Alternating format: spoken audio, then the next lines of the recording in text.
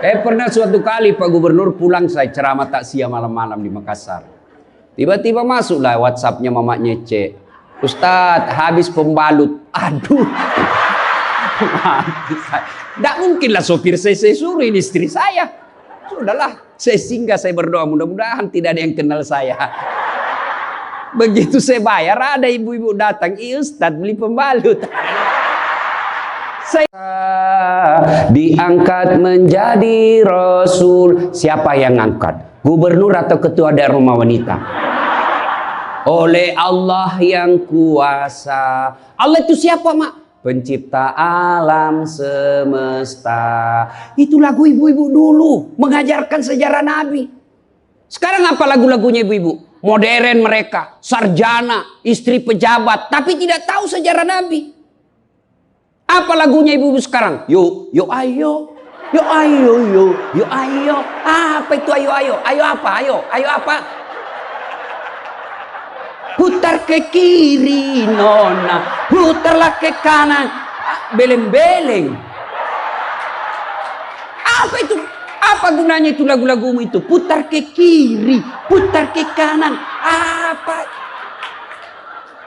Katanya majelis taklim, tapi lagunya tidak mendidik. Sudah 3 tahun majelis taklim, seragamnya 4. Olahraga depannya lakinya orang. Dia di depan sebajunya sempit. Bapak-bapak di belakang, di depan ibu-ibu 1. Bapak-bapak di belakang 2. Ini kelakuan majelis taklim ini begini. Ketawa ibu-ibu karena ibu begitu toh. Kalau 17-an apa lagu-lagu seperti itu? Mesti dari kecil sejarah Nabi kita ceritakan. Itu dulu ibu saya kepada saya. Sekarang kepada anak saya bikinkan lagu supaya dia tahu anak Nabi. Anak saya namanya Cek, saya ajari. Cek, nah nyanyi nak. Anak-anak Nabi ada 7 orang. 3 laki-laki, 4 perempuan. Pertama Qasim, Abdullah, Ibrahim, Zainab, Rutkaya, Ummu Kalsum, Fatimah. Ibunya bernama Siti Aminah. Ayahnya bernama Abdullah. Kakeknya bernama Abdul Muthalib. Pamannya bernama Abu Thalib. Ibu baru tahu toh 7 anak Nabi? Ya. Berapa laki-laki? 3. Berapa perempuan? Anak pertama?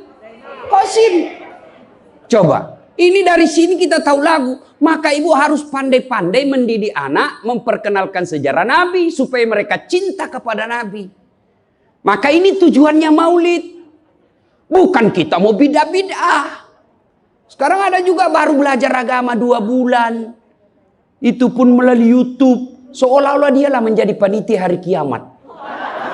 Ini maulid bid'ah. Tidak ada pada zaman Nabi. Tidak ada pada zaman sahabat. Pada tabi'in, tidak ada semua itu. Saya bilang, bos, memang tidak ada pada zaman Nabi. Tidak ada pada zaman sahabat. Kenapa? Mereka hidup sesama dengan Nabi. Mereka lihat Nabi. Segar ikatan mereka soal Nabi. Mereka tahu sejarah Nabi. Jadi tidak perlu dituturkan.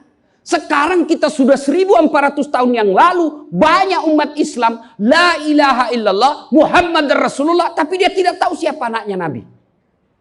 Maka perlu kembali diingatkan. Jadi kalau orang mau maulid, hargai. Jangan malah dibilang sesat. Masuk neraka. Nenekmu punya neraka. Yang paling enak, yang tidak mau maulid silahkan. Tidak usah. Yang maulid silahkan. Yang maulid ini jangan kau tuduh mereka sesat. Ayo kita saling memuliakan, menghargai sesama muslim. Ya, nih 1 maulid. Yang kedua, ibu-ibu, bagaimana kita maulid ini bisa menjadi bawa pulang, diamalkan. Apa yang diamalkan? Ayo kita sejarah kisah-kisah Nabi saja dulu. Ya, paling gampang sudah. Berapa istri Nabi? Berapa? Ini ibu biar tahu, enggak mau duga dia jawab ini. Berapa? 11. Coba lihat. Istri pertama namanya Khadijah tua berapa tahun? 15 tahun lebih senior dari Nabi. Sebelum menikah dengan Nabi, beliau paling kaya di Mekah. Paling kaya di Mekah. Menikah dengan siapa? Muhammad bin Abdullah. Pegawainya waktu itu, karyawannya. Lalu Khadijah selalu cerita-cerita kelebihan Muhammad kepada asistennya. Namanya Nafisah. Asistennya, dia selalu cerita, ini Muhammad baik, jujur, kinerjanya bagus, disiplin, sopan ngomong, nguntung juga baik. Nafisah paham, oh bunda ini senang sama Nabi. Muhammad waktu itu belum jadi Nabi. Akhirnya apa? Nafisah jadi tim sukses. Tapi bukan tim sukses pilkada. Disuruh bikin baleho 10, cuma 5 dia bikin, hilang 5. Ya kan? Ini Nafisah datang kepada Muhammad. Muhammad, bagaimana kalau ada perempuan suka kamu? Alhamdulillah. Tapi ini perempuan lebih senior dari kamu. Tidak ada masalah. Lebih tua 15 tahun. Tidak ada masalah. Tapi dia sudah 2 kali janda. Tidak jadi masalah. Tapi dia bosmu. Tidak jadi masalah. Yang jadi masalah, benar tidak dia senang sama saya? Kata Nafisah, tenang mas bro. Saya punya urusan. Jangan lagi cari dah hadis mas bro, ndak ada. Lalu datanglah Nafisah kepada Khadijah. Bunda, bagaimana menurut bunda kalau ada laki-laki senang bunda? Alhamdulillah, terbuka jodoh. Tapi ini lebih muda dari bunda, tidak jadi masalah. Lebih muda 15 tahun, tidak jadi masalah. Tapi dia anak buahnya, tidak jadi masalah. Yang jadi masalah, benar ndak dia senang sama saya? Kata Nafisah, tenang bunda, saya punya urusan. Ini namanya tim sukses yang tidak mempermalukan kedua belah pihak. Coba kalau Nafisah mau memanfaatkan situasi. Maka dia datang kepada Muhammad. Muhammad, dia suka kok bos. Tenang aja, ambil semua hartanya. Dia terlalu senang sama kamu. Nafisah kan tidak. Berarti ibu-ibu jaga perasaan orang. Jaga harga diri orang. Jangan permalukan orang meskipun ibu tahu ada aib dalam dirinya. Ini penyakitnya ibu-ibu. Apa? Tukang gosip. Ini. Duduk-duduk begini damai tapi gersang. Oh coba lihat siapa duluan pulang dia jadi dibecawan. Jadi ini gini Pak Gubernur itu dia duduk-duduk itu. Dia enggak cerita tapi apa? Dia mulutnya enggak ngomong, tapi bibirnya dong. Memang fitrahnya. Apa begitu orang sini? Bukan cuma di sini. Orang Amerika juga tukang gosip perempuannya. Fitrahnya. Maka Nabi katakan, kalau perempuan mau selamat, jaga mulutnya, aman dia masuk surga. Cuma kan gampang sekali kita gosip. Lewat teman kita. Apa? Nggak serasi kudungnya sama roknya. Dia bilang iya, lipstiknya palsu. Kenapa kau tahu? Melengket di giginya. Semua mau diurus. Iya kan? Ini penyakit kita, semua mau diurus. Ustadz aja dia gosip. Itu juga bajunya waktu di YouTube. Saya dengar tadi dilewat saya dengar. Itu juga bajunya waktu di YouTube. Astagfirullah. Inilah penyakit ibu-ibu. Ibu, mau gampang masuk surga? Ketika Nabi Isra Mi'raj kan dibawa jalan-jalan masuk surga. Subhanallah, alhamdulillah, banyak perempuan dalam surga. Begitu Nabi dibawa lihat neraka. Nauzubillah min zalik, ya Allah ampuni hambamu, ya Allah ampuni umatku, ya Allah. Kenapa? Perempuan ternyata lebih banyak dalam neraka. Ditanya kenapa bisa begitu? Ada 2 kelemahan perempuan. 1, tidak mampu menjaga suaminya, tidak mampu mengurus suaminya, dan yang kedua tidak mampu menjaga lisannya. Jadi kalau ibu mampu menjaga lisan, aman. Itulah gunanya masker. Supaya ibu semua mau diurusin. Iya kan penyakit kita. Ya, Bu. Maka bertanyalah ibu-ibu di Makassar, Ustadz yang saya cerita ini kan benar. Memang begitu sifatnya Ustadz. Itulah benarnya namanya ghibah. Tidak boleh kita cerita kejelekan orang. Kalau dia salah yang ibu cerita namanya fitnah. Tidak ada jalan.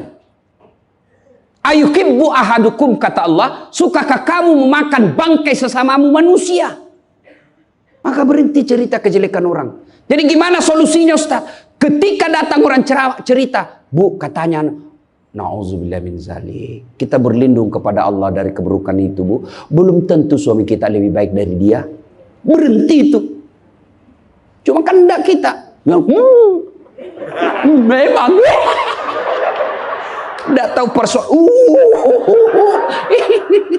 Biar enggak tahu persoalan. Ikut campur. Ibu kalau suka ikut campur bikin urusannya ibu, nanti takdirnya seperti tauge. Tahu tauge? Tahu tauge? Coba lihat tauge, Bu. Kita bikin soto Banjar, ada. Pecel, sayur, lemper, ada. Ada tuh kalau di Makassar ada lemper. Ayo, maka karena dia selalu ikut campur, Allah takdirkan semua tauge bengkok. Dah ada lurus toh? Maka kalau ada ibu-ibu majelis begini kumpul, teriaki saja, pagi-pagi toge nih ya.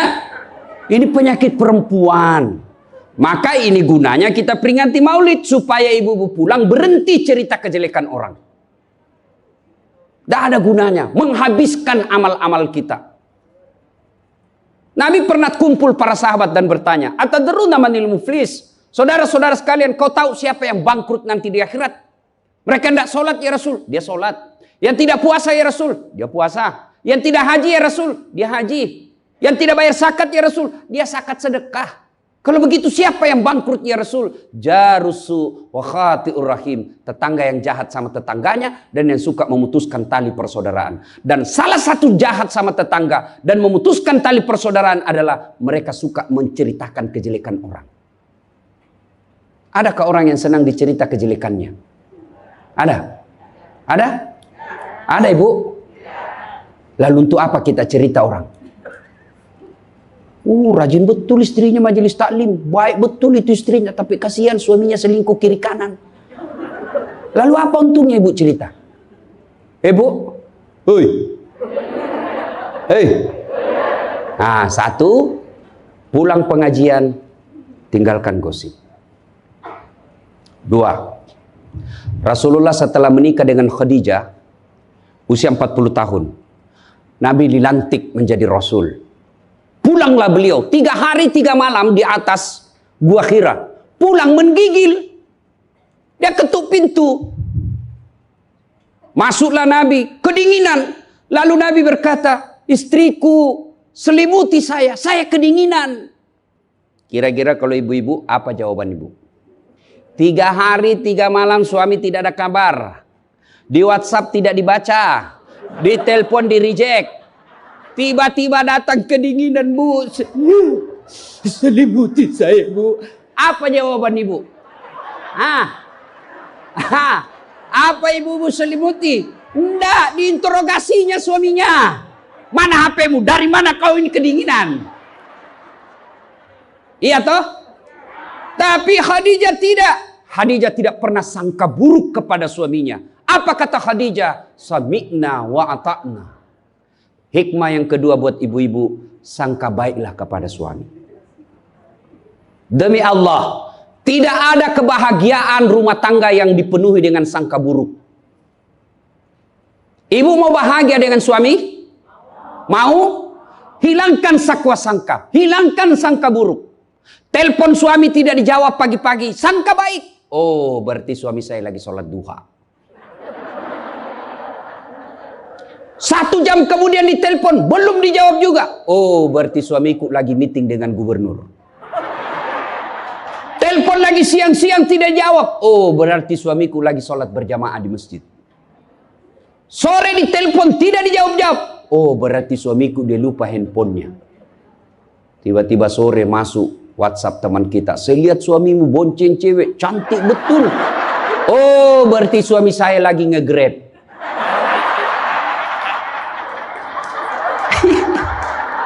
perasaan. Ibu-ibu, demi Allah, tidak ada kebahagiaan orang yang selalu sangka buruk. Suami enak-enak kerja, hanya tidak dijawab telepon, ibu tidak bisa tenang di rumah. Sangka baik. Orang yang sangka baik, rumah tangganya pasti tidak bisa bahagia. Saya kasih contoh. Kasih contoh ibu. Suami istri 7 tahun tidak punya anak. Di tahun ke-8 dia pergi ke ahli kandungan, periksa istrinya. Wih, alhamdulillah, kata dokter, ibu sudah terlambat 2 bulan. Senang betul. Dia teleponlah suaminya, Pak, alhamdulillah hasil pemeriksaan saya sudah terlambat 2 bulan. Tapi Pak, jangan cerita-cerita dulu ya. Malu kita nanti kalau tidak jadi lagi. Oke Bu, ini rahasia berdua. Jangan cerita ke siapa-siapa. Setuju Bu ya? Setuju Pak. Oke. Beberapa hari kemudian datang petugas PLN. Assalamualaikum. Kata ibunya, Waalaikumsalam. Siapa ya? Saya Bu. Saya siapa? Petugas PLN. Oh kenapa Pak? Ibu terlambat 2 bulan. Hui. Kenapa dia bisa tahu saya terlambat 2 bulan? Wah, dia mulai curiga sama suaminya. Pasti kelakuannya lagi nih si gendut ini. Kan suaminya gendut. Pasti kelakuannya ini si gendut ini. Pulang suaminya capek. Di jalan macet, kehujanan, baru buka pintu. Memang kau pembohong gendut. Apalagi ini pembohong. Orang capek, pembohong gendut. Apa? Kenapa itu PLN tahu saya terlambat 2 bulan? Pasti kau yang cerita. Bukan saya. Kenapa? Wah, suaminya juga marah digendut-gendutin.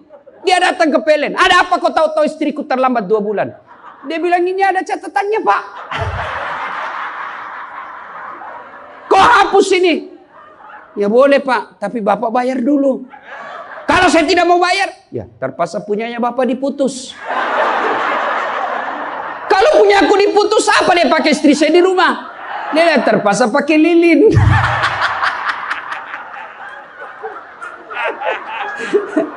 Inilah bahayanya sangka buruk. Bu. Halo Ibu.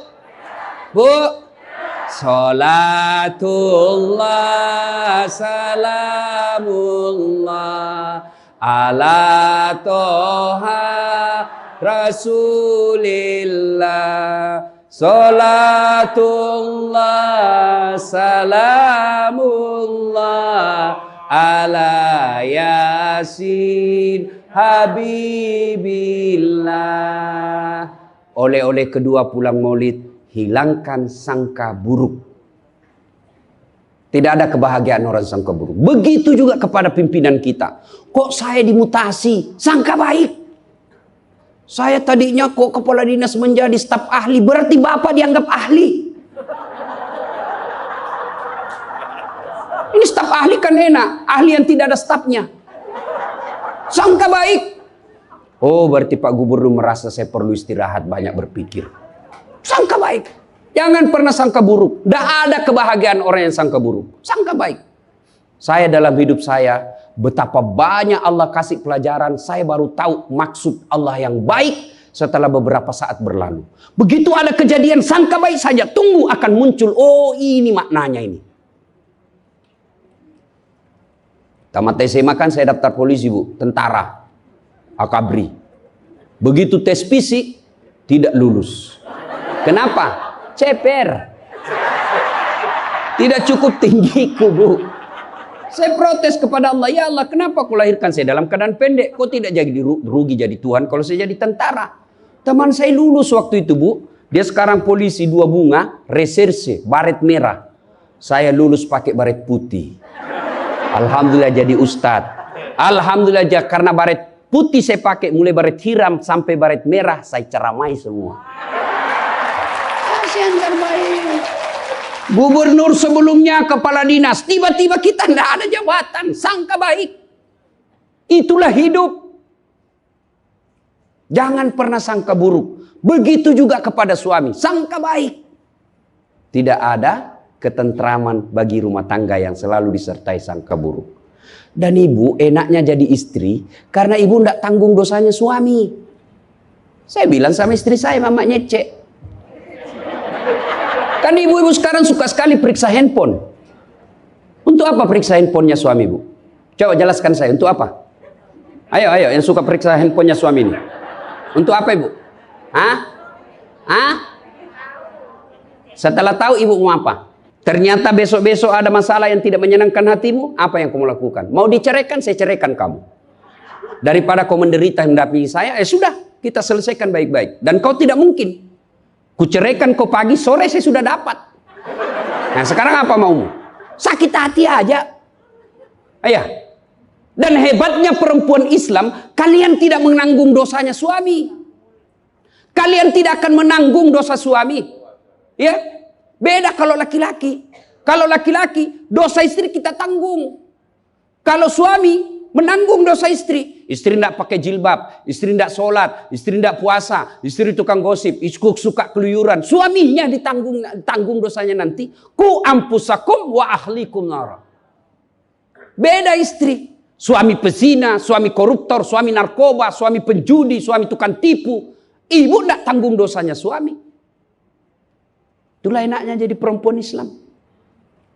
Bahkan kalau dia sholat, dia puasa Ramadan, dia jaga harga dirinya, dia patuhi suaminya, kata Nabi, tadahulul jannati bisalam. Silahkan ibu mau masuk pintu surga mana saja. Makanya sangka baik saja, tidak usah sangka buruk. Ada ibu-ibu curhat sama saya tengah malam, Ustaz. Mohon solusinya, Ustaz. Saya sudah tidak tahan. Kenapa ibu? Dia bilang, saya sudah tidak tahan. Saya minta solusinya, Ustaz. Saya sudah tidak tahan. Memang kenapa? Saya ini sudah 21 tahun menikah, Ustaz. Tidak tahan. Saya bilang dalam hati, 21 tahun tidak tahan. Inilah kadang-kala ibu-ibu kalau ngomong tidak masuk di akal. Ya memang Allah fitrahkan itu manusia, laki-laki itu lebih banyak akalnya, perempuan lebih banyak perasaannya. Maka kalau perempuan ngomel, dengar saja Pak, tidak usah dijelaskan apa dia mau. Dengar aja, karena memang dia cuma mau didengar. Dengar aja, dengar aja, dengar. Tapi tidak tahan saya Ustadz, ya tidur. Rumus menghadapi perempuan itu, ilmu paling efektif, sabar. Tidak ada sudah kalah itu ilmu sabar. Diam, tidak usah dijelaskan. Biar dijelaskan, tidak masuk di akalnya.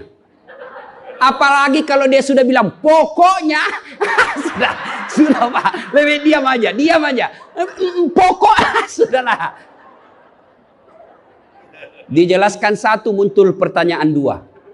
Dijelaskan tuntas yang dua, muncul lagi pertanyaan tiga. Sudah tuntas semuanya, dia ungkap lagi yang 5 tahun yang lalu. Itulah perempuan. Iya ibu toh? Maka dengarkan saja. Ada saatnya nanti dia bilang, baru dia sadar itu. Iya sebenarnya itu saya emosi aja itu hari Pak. Begitulah perempuan.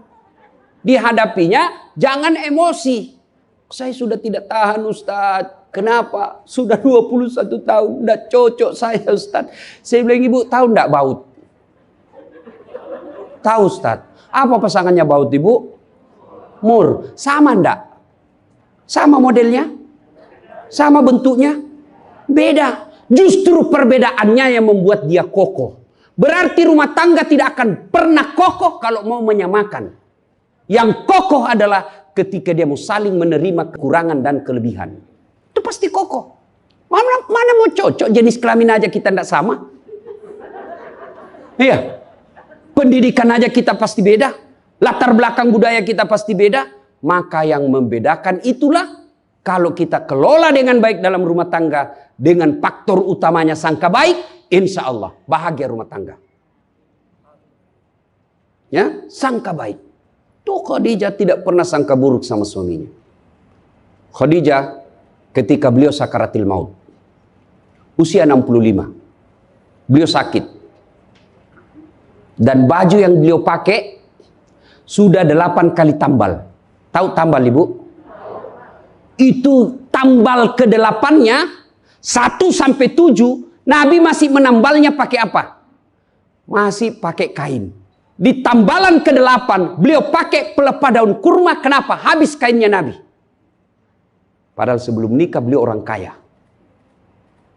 Lalu beliau panggillah anaknya, Fatimah ta'al. Fatimah ke sini dulu nak. Kenapa bunda? Tolong kau mintakan serbannya bapakmu. Ada serban yang selalu dia pakai, bapakmu itu terima wahyu. Tolong sampaikan ke beliau, saya minta untuk saya jadikan kain kafan. Mudah-mudahan serban itu Allah hindarkan saya dari azab kubur. Mendengar ini, Fatimah berkata, bunda aja yang minta sama bapak. Dengar jawaban Khadijah. Saya malu minta sama bapakmu nak. Habis hartanya untuk bantu Rasulullah, minta serban, malu. Kira-kira masih ada istri sini malu minta sama suaminya? Pak Gubernur, masih ada kira-kira malu minta sama suami? Bukan diminta, dicuri. Ayo, itulah Khadijah. Maka jangan heran Khadijah meskipun sudah wafat, beliau tidur bersama Aisyah, beliau tidur bersama Aisyah, tapi siapa yang dikenangnya? Khadijah. Rasulullah hanya berkata, seolah-olah saya mendengar trompa kakinya Khadijah, seolah ada Khadijah dalam rumah kita. Aisyah cemburu, ya Rasulullah, ada apa sih kelebihan Khadijah? Khadijah sudah wafat, kau nikahi 2 kali janda, lebih tua dari kamu. Kenapa Khadijah terus? Dengar jawaban Nabi. Kau tidak pernah mampu mengimbangkan, menyandingkan atau menyamakan dirimu dengan Khadijah. Ketika tidak ada orang percaya kepadaku, Khadijah orang pertama yang percaya ke Rasulanku. Ketika orang memboikot saya tidak boleh bertransaksi ekonomi kepada Muhammad, hartanya habis untuk membantu perjuangan dakwah. Maka jangan heran Rasulullah sangat mencintai Khadijah. Jadi kalau ibu mau dicintai suami lahir batin, jadilah seperti Khadijah. Bukan karena cantiknya, bukan karena kayanya, tapi kebersihan hatinya Khadijah. Kita itu laki-laki kan tergantung perempuannya. Kalau perempuannya baik, akhlaknya baik, tidak mungkin tergoda suami. Ibu mau? Suami tidak macam-macam mikirnya. 3 aja resepnya. Pegang ini, kau kuasai suamimu. 1, buat matanya senang. Artinya apa? Ibu penampilan cantiklah di depan suami. Kalau suami senang selalu pakai baju merah, pakai itu baju merah tiap hari. Kalau suami senang warna-warna emas, pakailah itu tiap hari ya.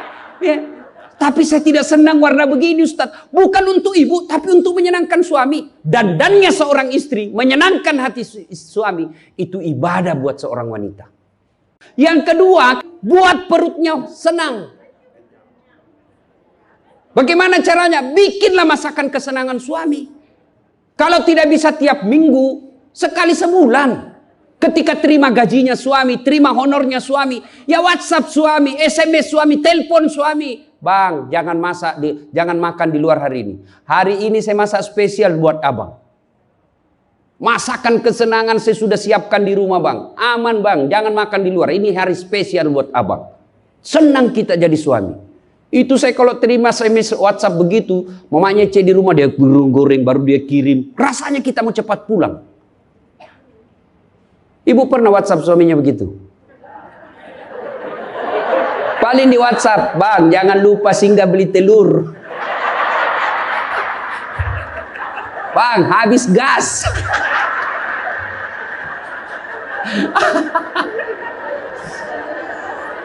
Kok tahu Ustaz? Ya saya rasakan juga. Pernah suatu kali Pak Gubernur pulang, saya ceramah takziah malam-malam di Makassar. Tiba-tiba masuklah WhatsAppnya mamanya C. Ustaz, habis pembalut. Aduh. Tidak mungkinlah sopir saya suruh ini istri saya. Sudahlah, saya singgah, saya berdoa mudah-mudahan tidak ada yang kenal saya. Begitu saya bayar, ada ibu-ibu datang, Ustaz beli pembalut. Saya jengkel, langsung saya balik. Biar daripada saya melahirkan, udah. Tenang perasaan. Mungkin ego kita ini buat kita juga laki-laki, ya. Kadangkala ego naik, masa saya eselon, masa saya kepala dinas, masa singgah beli pembalut. Jangan lihat eselonnya. Pakai ilmunya Umar bin Khattab. Umar bin Khattab, ada sahabat yang selalu mau datang, mau laporkan istrinya. Kenapa? Istrinya suka ngomel. Maka dia berharap Umar panggil istrinya supaya dinasehatin. Begitu dekat dengan Umar bin Khattab, dekat dari rumahnya Umar, dilihatnya Umar juga dimarahi sama istrinya. Balik dia bilang, Pak Umar aja dimarahin. Balik besok ketemu, ya Amirul Mukminin, presiden lah waktu itu. Saya lihat kemarin Anda istri ngomel-ngomel, Anda senyum saja. Dengar ini jawaban bapak-bapak ini, para pejabat nih yang hadir. Dengar apa jawaban Umar. Begitulah cara saya berterima kasih kepada istriku yang telah hamil, melahirkan, dan menyusui anak saya. Coba, hilang itu emosi Pak, hilang itu harga diri. Kalau kita sudah ingat bagaimana susahnya itu ibu melahirkan, hamil. Masih ingat ibu-ibu waktu hamil? Masih? Ada ndak enaknya itu orang hamil? Untung saya tidak pernah hamil. Oh, coba ibu-ibu kalau hamil, jalan aja setengah mati. Aduh, sudah mau mau duduk aja, mana ada ibu hamil langsung duduk aja. Udah standar samping dulu itu kasihan. Iya ibu, ya benar. Kalau kita laki-laki paling ngidam. Ustaz, apa doanya berhenti ngidam istri? Ngidam apa istrimu? Nanti dia bisa tidur kalau dilihat saya di atas lemari Pak Ustaz. Jadi kalau istrinya mau tidur jam 10, setengah 10 sudah naik di atas lemari. Saya berarti kau dongo-dongo itu dikasih kerja di konsumsi. Yang kedua kata Umar, begitulah cara saya berterima kasih kepada istriku yang telah melahirkan anak saya. Masih ingat waktu melahirkan? Masih? Ada ndak ibu-ibu melahirkan senyum? Ada? Mentang-mentang istri gubernur, keluar sayang. Setengah mati juga biar istri gubernur. Nggak ada. Itulah susahnya jadi perempuan. Maka ketika suami disuruh sama istri, bayangkan sulitnya melahirkan. Yang ketiga kata Umar, begitu cara saya berterima kasih yang telah menyusui anak saya. Masih ingat waktu menyusui? Masih? Terutama waktu tumbuh giginya.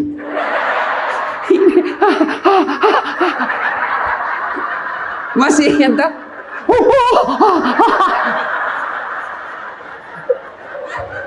Untuk saya tidak pernah rasakan. Bu kalau digigit kan mana dia ditinjau nanya, kok gigit saya? Tidak, dia usap, lepas nak. Iya ibu, iya. Siang anaknya, malam.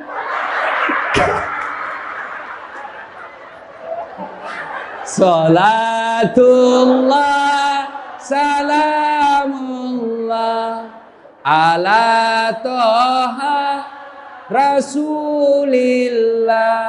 Salatullah salamullah ala yasin. Berikutnya, kalau kita cinta kepada Rasul, jadilah istri seperti istri Rasulullah.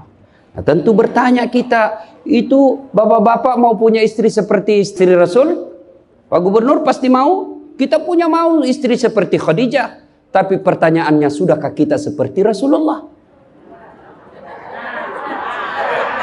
Tenang ibu-ibu, saya bela ibu-ibu hari ini. Tenang. Nah, kita mau seperti Khadijah, tapi kelakuan kita seperti Abu Jahal. Pembohong kiri kanan. Suami istri minta duit, tidak pernah ada. Benar, tidak ada. Habis biar baunya tidak ada lagi.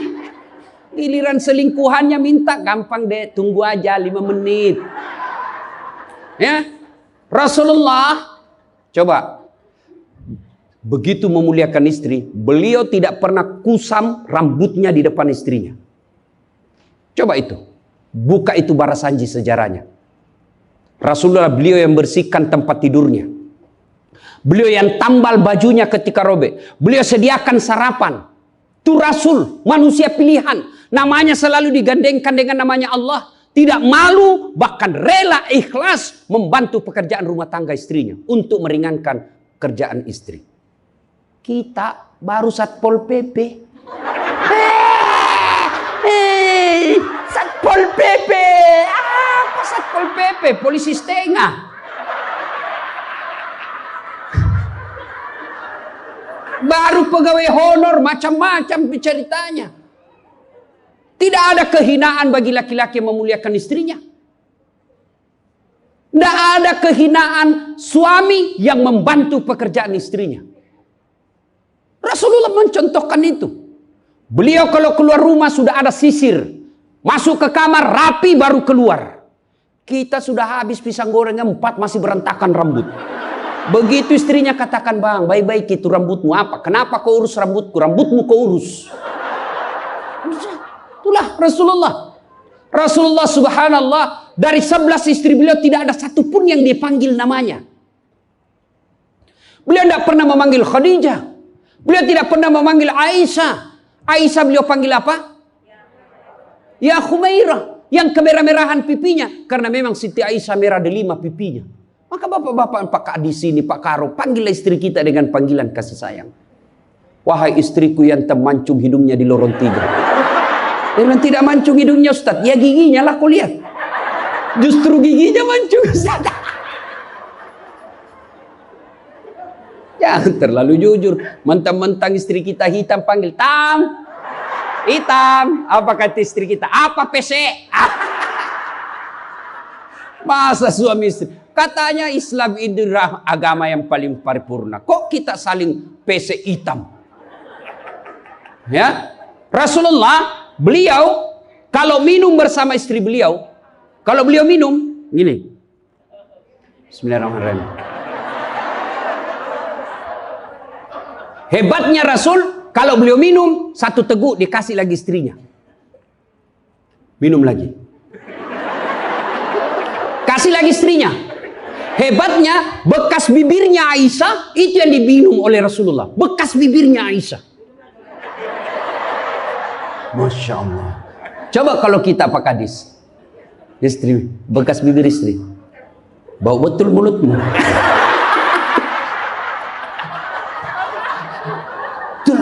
Maka kalau ibu bapak mencontoh Rasulullah, maka rumah tangga pasti bahagia. Dia bukan cuma surga akhirat menunggunya. Di dunia dia sudah dapatkan surga. Tidak usah ikut parenting. Quality time. Apa itu? Belajar saja sama diri Rasulullah. Kita ini sudah miskin di dunia. Rumah tangga kita kadang-kadang ngontrak-ngontrak. Tidak tahu lagi kewajiban istri kepada suami. Suami tidak tahu kewajiban kepada istri. Maka di dunia dia susah sanggara. Di akhirat apalagi nanti. Maka kalau kita tidak bisa dapatkan kekayaan sorga di dunia dengan harta, maka dapatkan kebahagiaan itu dengan memperbaiki hati dalam rumah tangga. Suami tahu kewajiban kepada istri, istri pun melaksanakan tugasnya kepada suaminya. Itu Rasulullah. Rasulullah subhanallah, manusia mulia tidak pernah menghina istrinya. Maka jadilah suami seperti Rasulullah Muhammad SAW. Ibu bapak saudara-saudara sekalian. Suatu kali Umar bin Khattab menangis. Tiba-tiba ketawa lagi. Menangis lagi. Datanglah sahabat bertanya, wahai Umar, kau sudah gila apa? Umar waktu itu sudah jadi presiden. Beliau katakan, bagaimana saya tidak ketawa? Saya mengingat waktu sebelum datang Muhammad SAW, saya pernah memakan Tuhanku. Dia bikin berhala dari roti, lalu dia makan itu Tuhannya. Dia bilang, bayangkan hebatku dulu sebelum ada Muhammad, Tuhan pun saya makan. Kan dia ketawa. Lalu kenapa engkau menangis ya Amirul Mukminin? Saya bayangkan sebelum Nabi Muhammad SAW datang di tengah-tengah kita. Saya pernah mengambil anakku yang masih orok, merah, saya rebut dari istriku, lalu saya bawa ke belakang rumah, saya gali pasir, saya tanam sendiri anak perempuanku itu, lalu saya timbun, saya lompat-lompat di atasnya karena saya anggap ini perempuan anak pembawa sial. Begitu zaman jahiliyah. Alhamdulillah setelah ada Muhammad, mampu melahirkan kita seperti sekarang ini, bisa membedakan yang hak dan yang batil. Berarti Rasulullah dikenang kehebatannya karena berhasil memimpin, mengarahkan umatnya dari jahiliyah menjadi seperti yang kita nikmati sekarang ini. Berarti Pak Gubernur, kalau Bapak ingin dikenang sebagai pejabat, bukan hanya memperbaiki diri, tapi memperbaiki rakyat Sumatera Selatan. Dan alhamdulillah saya senang sekali mendapat berita Bapak punya program yang sangat memuliakan kebaikan. Bukan Islam, kebaikan. Satu desa, satu lurah, satu rumah tahfiz. Meskipun Bapak sudah tidak menjabat sebagai gubernur, selama rumah tahfiz itu dimanfaatkan, maka itu akan menjadi amal kebaikan dunia sampai di akhirat. Tapi percayalah, tidak mungkin Pak Gubernur hebat tanpa didukung sama istri. Tidak mungkin.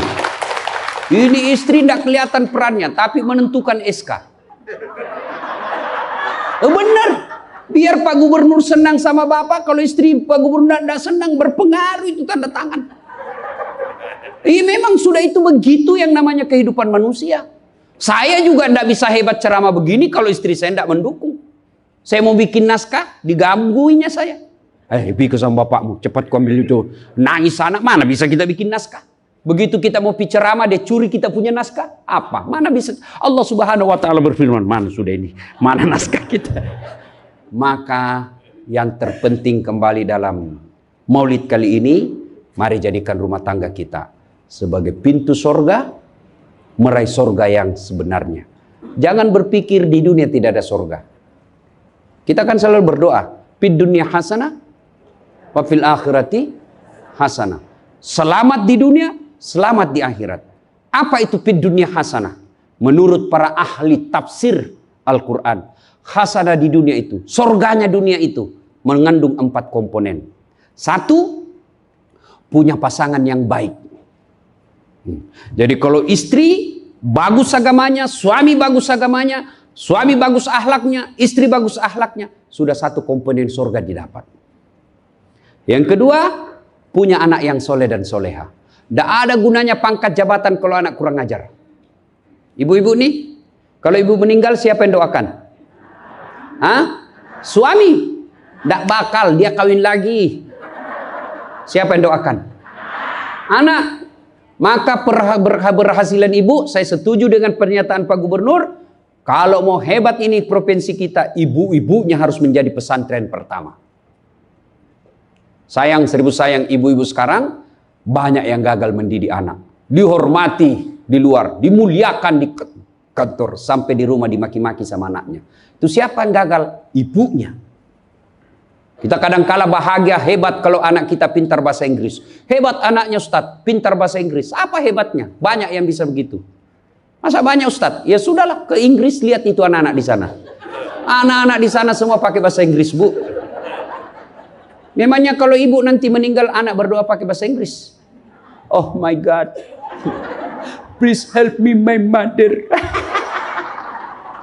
Enggak. Pasti pakai bahasa Padang. Kepado, lindungi lo.